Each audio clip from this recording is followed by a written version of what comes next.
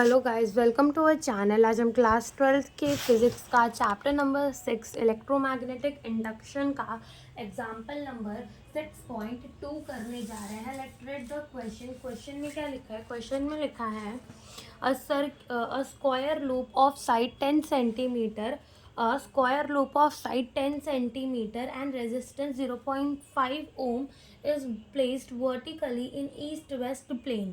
A uniform magnetic field of 0.10 Tesla is set up across the plane in the northeast direction.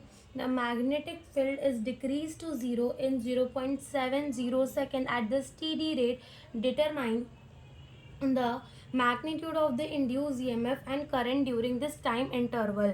यानी कि हमें question में क्या बोला है, हमें क्वेश्चन में बोला है कि हमारे पास एक स्क्वायर का लूप है जिसकी जो साइड है वो कितनी है, 10 सेंटीमीटर है।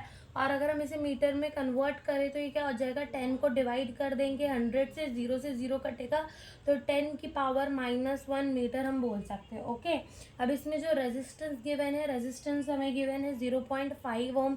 और हमें क्या बोला है कि ये देखो, जैसे कि मान लो ये नॉर्थ, ये साउथ, ये west and this is east direction.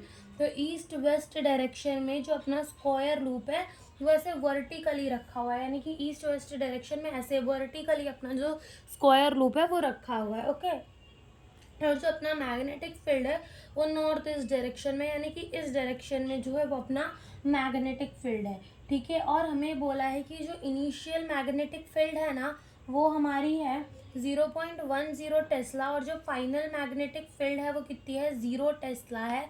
ठीक है, कितने टाइम इंटरवल में वो फाइनल से, इनिशियल से फाइनल 0 हो गई, तो वो हो गई 0.70 सेकेंड्स में एट अ स्टीडी रेट। और हमें डिटरमाइन करना है magnitude of the induce EMF and current during this time interval. हमें मैग्नीट्यूड बताना है इंड्यूस ईएमएफ का एंड करंट बताना है इस टाइम इंटरवल पर। जो स्टार्ट करते हैं, तो सबसे पहले तो जो चीज़ यहाँ पर हमें देखनी है वो क्या देखनी है कि हमें मैग्नेटिक फील्ड अलग अलग दे रखे हैं। इनिशियल अलग दे रखा है, फाइनल अलग दे रखा है।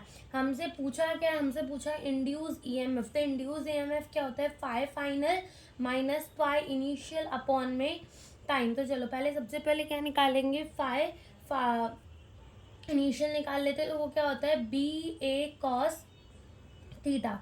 तो बी हमें कितना गिवन है इनिशियली 0.10 इंटू एरिया कितना हो जाएगा, साइड इंटू साइड, तो 10 की पावर -1 इंटू 10 की पावर -1 इंटू कॉस थीटा। देखो थीटा यहाँ पर कितना है, थीटा जो है वो वो एंगल होता है between the magnetic field and the area vector. तो अगर ये प्लेन ऐसे रखा हुआ है, ठीक है, अपना स्क्वायर लूप जो है वो ऐसे रखा हुआ है, तो इसका एरिया वेक्टर भी तो ऐसे आएगा ना। तो कितना बन रहा है, थीटा इज 45 डिग्री, और कॉस 45 होता है 1/√2। कॉस 45 कितना होता है, 1/√2 होता है। तो यहाँ से हमारा, हम इसको ऐसे लिख सकते हैं 0.10 इंटू, यहाँ पर ये दोनों प्लस हो जाएंगे, 10 की पावर -2 डिवाइड बाय 2 का स्क्वायर रूट। ओके, अब जब इसको डिवाइड करेंगे तो जो हमारा आंसर आएगा वो आएगा 0.0709 इंटू 10 की पावर -2। ठीक है, और हम इसे कैसे लिख सकते हैं, 7.09 इंटू 10 की पावर -4 WB।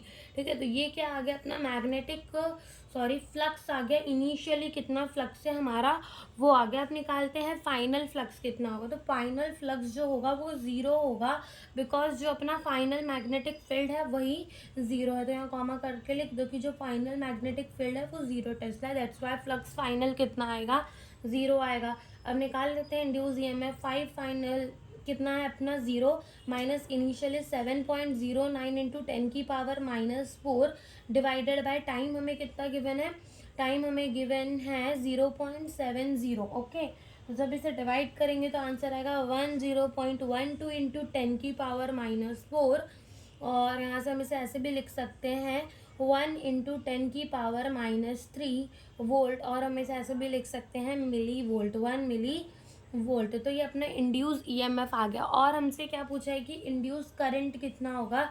तो जो करंट होता है वो होता है ईएमएफ अपॉन में रेजिस्टेंस। ईएमएफ कितना है 1 इंटू 10 की पावर -3 एंड रेजिस्टेंस कितना है 0.5। तो जब इसे डिवाइड करेंगे तो आंसर आएगा 2 इंटू 10 की पावर -3 एम्पियर, और हम इसे कैसे लिख सकते हैं, हम इसे लिख सकते हैं 2 मिली एम्पियर।